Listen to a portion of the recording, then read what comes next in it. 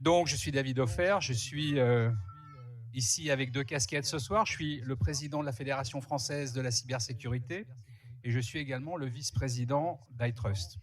Alors, pour faire simple et essayer d'aller à l'essentiel, puisque je pense que beaucoup de choses ont été dites dans la journée, j'ai écouté très attentivement toutes les tables rondes qui ont eu lieu, qui ont été absolument exceptionnelles.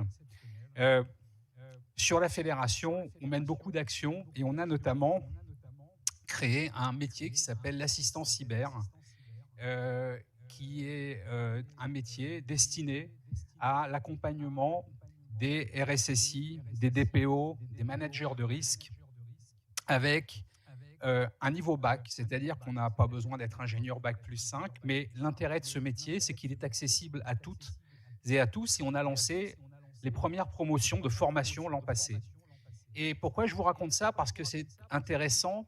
On a eu, dans le cadre des formations, 65% de femmes dans ces formations parce qu'il n'y avait pas de dimension technique. Et peut-être que finalement, il faut se souvenir que la cybersécurité, ça n'est pas qu'une affaire d'ingénieur ni d'ingénierie, mais que ça recouvre aussi d'autres palettes et d'autres métiers, et que la cybersécurité, c'est un ensemble qui est destiné à toutes, et je dis bien à toutes et à tous, bien sûr. Et donc, les femmes ont toute leur place dans les métiers de la cybersécurité, et j'espère que les RSSI, les DPO, les managers des risques qui sont peut-être ici présents ce soir embaucheront des assistantes cyber pour les accompagner dans la communication qu'elles pourront faire auprès des utilisateurs dans leurs entreprises. Et puis alors, donc je suis vice-président d'iTrust. Alors, je vais vous raconter quand même quelques petites anecdotes, parce que sinon ce ne serait pas drôle. Donc iTrust, je pense qu'on nous connaît, on est éditeur de cybersécurité, de logiciels, un des vieux éditeurs français. Et on fait donc du SIEM, du SOC. Et la particularité que l'on a, c'est qu'on a été les premiers en France à se lancer dans la cybersécurité, mais avec de l'intelligence artificielle. Et on a commencé ça il y a un peu plus de 10 ans. Et quand on a démarré, en fait, eh bien, on avait besoin de développer des algorithmes d'intelligence artificielle dédiés à la cybersécurité. Et donc, on s'est mis à rechercher des spécialistes en intelligence artificielle, des data scientists qu'on appelle aujourd'hui. Et très paradoxalement, on ne trouvait personne. Et surtout, on ne trouvait pas de femmes. Alors, on a travaillé avec les équipes de Jean Tirole, avec les équipes du LAS, de l'IRID, que je remercie toujours, parce que sans ces équipes-là, on n'y serait pas arrivé. Et alors, les équipes de Jean Tirole, le prix Nobel, avaient dans ces équipes des femmes.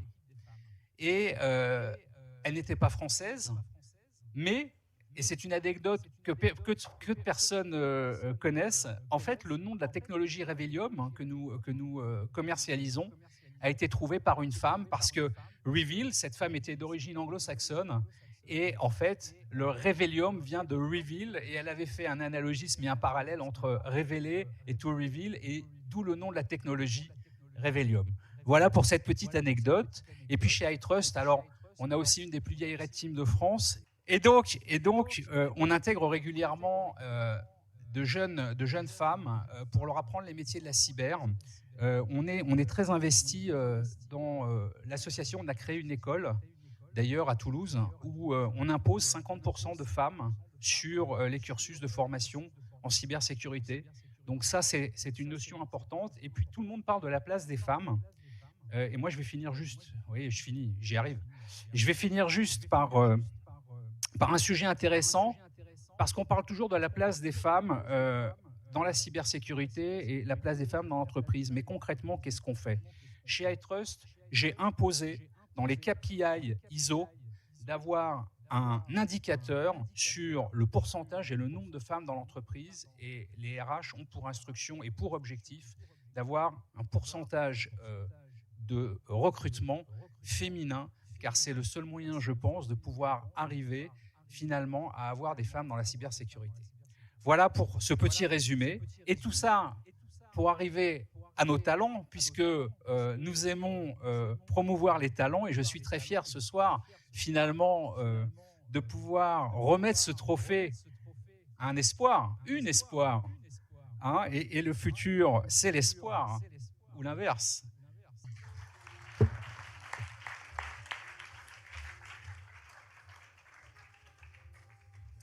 Merci. Déjà, je vous assure qu'il y a plus d'espoir que ça en Europe, c'est sûr. Alors moi, j'ai pas préparé 17 pages de discours. J'ai pas préparé 17 pages de discours malheureusement, mais j'aimerais bien dire 2-3 mots quand même.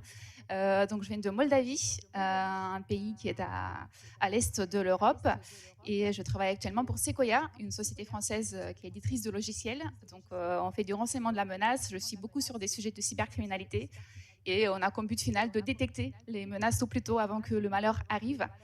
Je suis très contente d'être avec vous là ce soir. Je suis surtout très fière d'être par l'intermédiaire de cet événement portrice du message qui est le rôle des femmes dans la cyber est énorme et il faut le promouvoir. C'est un message qui devrait être évident et passer naturellement, mais on se doit encore et toujours de le mettre beaucoup en avant. Et j'en profite pour remercier Sequoia qui a su mettre en place un environnement de travail serein et favorable au développement et à l'épanouissement personnel. Et aussi à mes collègues Nicolas et Félix ici présents qui ont beaucoup, beaucoup cru en moi. Donc je vous remercie. Et puis merci à tous les organisateurs pour cette belle journée, bel événement. Et merci pour votre engagement. Merci. Merci. Les photographes, s'il vous plaît.